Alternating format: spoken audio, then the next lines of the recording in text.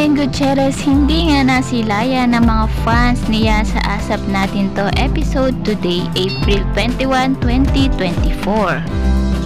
For sure ay nasad ang mga nag-abang kay Janine Gutierrez ngayon sa Asap Natin To.